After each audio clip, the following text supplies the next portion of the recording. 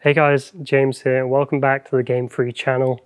Today, I'm going to be answering the question of whether it's okay to play single-player games if you're only addicted to multiplayer. And before I start, I just want to let you know that some spaces have opened up in my one-to-one coaching program.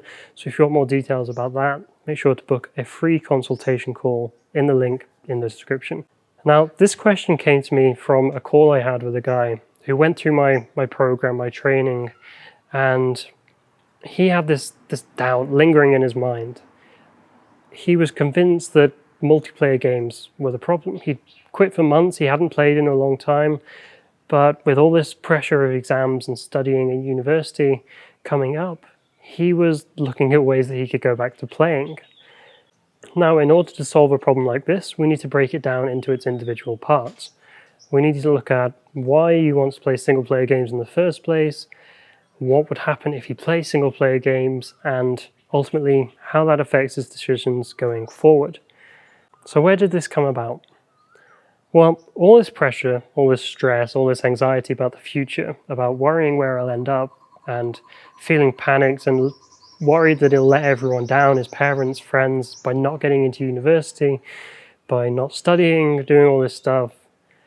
His brain, his body is going into defense mode. It wants to get away from this as fast as possible. It wants to avoid all this pain and sit under a rock and just wait for it all to blow over.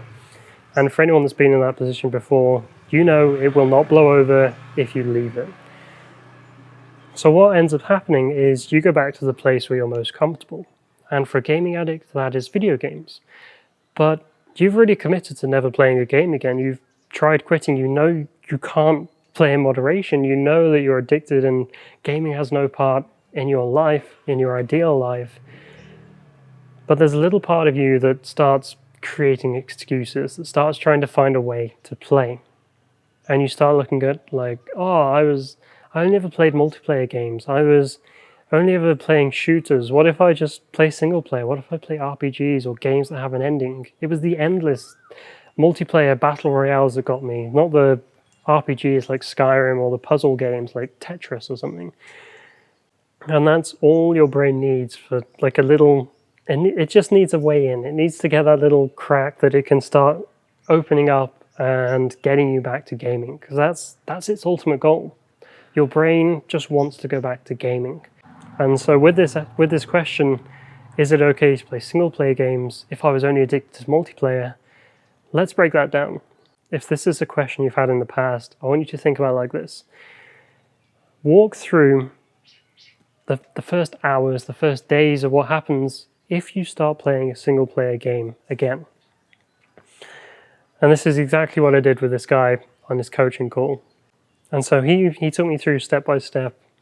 He'd start playing single player games in his room, and maybe to begin with he'd be able to moderate it. He wouldn't have much of a problem. He'd play just a couple of hours here and there. And then I asked him, okay, does playing a single player game make you more likely to play a multiplayer game in the future? Does it increase your chances at all? And the answer, of course, is yes.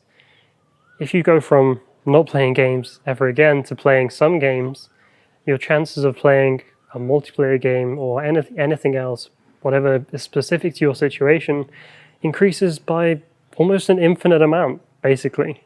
It's from 0 to 1 to 2. It's like 1 to 2 is a 2 times increment. 0 to 2 is an infinite. It's an impossible thing to calculate. You can't calculate it. So we went through these steps together, and first week maybe is okay, maybe he can manage it, and then maybe he goes back onto Discord to check how his friends are doing. They'll invite him to play, and because he's still in the early stages, maybe he resists for a bit. He's like, no, I can't play those games. I'll just fall back into my addiction. I've got to keep studying. Sorry, guys. And then he'll see them in school, and they'll be like, oh my God, you missed out on so much last night, man. This guy got such a clutch 1v5 kill in the last minute, like whatever else. And you'll start getting those feelings of excitement back again. Those moments of adrenaline when you're playing a shooter, a battle royale, you're in the final circle, and it's so tense and so invigorating and exciting. And so you go home that night and you say, oh, I'll just play 1 or 2 games with them, it's no problem.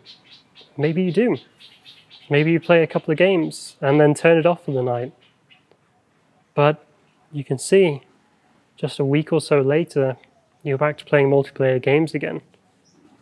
And before long, you're playing video games all day, you're avoiding deadlines, missing out on schedules, responsibilities, not studying, you're not doing all these things, and you're back to where you started. All because you made the decision to play a single player game with the aim of moderation. And this is where a lot of people fail. They think that they can moderate something, they can control something, they can control their addiction without looking at the next order of consequences past just playing a video game. They don't look at how that'll affect things in 2 weeks, in a month. And that's where the problems start to come back. So when you're faced with a question like this, you need to consider what will happen in the future. Don't just think about today, tomorrow. Because, say you're 20 years old, a month from now might seem like a long time, and like, oh, it's a month where I can control it, it's not a problem. But if it takes you a month to get back into a gaming addiction, and then you spend the next year playing video games, that's 5% of your life just gone to gaming.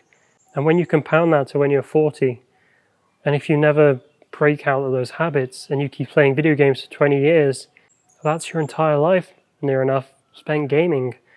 And instead of stopping it at the cause, instead of stopping it at the roots and preventing it from becoming a problem, if you let it run wild, well, you never fully become in control of it, and you can never start building your ideal life.